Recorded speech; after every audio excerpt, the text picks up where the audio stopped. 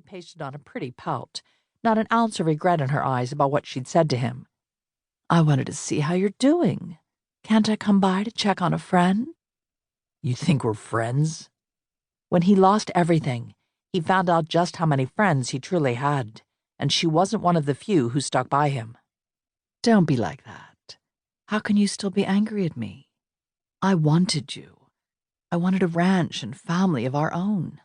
You refused to see that this place wasn't going to be our place. All I wanted you to do was sell it and give your father what he wanted. Put a stop to your feud. We could have bought a new home, got married, and had the life we wanted. It was stupid to hold on to this place out of spite and nostalgia. It's just a piece of land." That last part struck him like a gut punch. To you, not to me. They'd had the same argument dozens upon dozens of times. My father took away everything from me because he wanted to take the one thing that actually belongs to me. This land belonged to my mother's father and his father before him. I won't sell it. Everyone knows you don't have the money to save it. The pity look pissed him off. He's made sure of that. Bitterness filled his words and every fiber of his being. "So you lose it to him anyway. It's useless and stubborn to keep holding on to something when it's already lost." He didn't want her or his father to know about his new partnership with Roxy. Let them find out when the work finally began and he had his operation up and running. He'd show Kelly, his father, everyone that he could rise from the ashes and rebuild this place. He had the skill, the drive, and the money if Roxy came through the way she'd promised. "Did you get dressed up and come all the way out here just to call me names and tell me how stupid I am again?" He appreciated her sexy legs sticking out the bottom of that flouncy white skirt, and the way her breasts rose above the low-cut dark blue top. He'd bought her the brown boots with the embossed roses on the sides when he'd had money to burn. Her blonde hair was curled into thick rings and was tousled to look like she'd just been tumbled good in bed. He'd messed up her perfectly styled hair and wrinkled her clothes in all sorts of ways when they were together. He wondered if she'd come here to rekindle the old fire.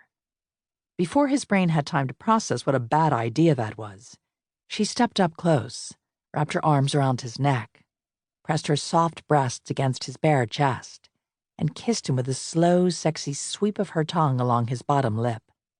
She knew how to tempt him. He'd been living in a sexual drought for a good long while now, so he didn't move and enjoyed the brief moment of feeling desirable and wanted.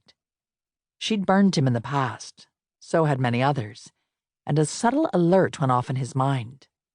She kept her body plastered to his and leaned back to look at him. "What's wrong, honey? You never used to hesitate to take what you wanted." She nudged her belly against his neglected but eagerly growing dick. He was always ready to bed a beautiful woman, but something didn't feel right. Kelly had never been this calculated. Why come back now? Nothing had changed in his life or with his circumstances. Unless she'd found out about Roxy partnering with him. But he hadn't told anyone, and Roxy wanted to keep things quiet. She didn't need everyone else in town gossiping about how she used the money she earned from the notorious Wild Rose Ranch brothel she owned outside of Vegas. "Why are you here now? I'm still broke, and you still don't want to live here." She leaned in and kissed him again. He tried not to get sucked in by her familiar scent and lush curves pressed against him. "This hasn't changed.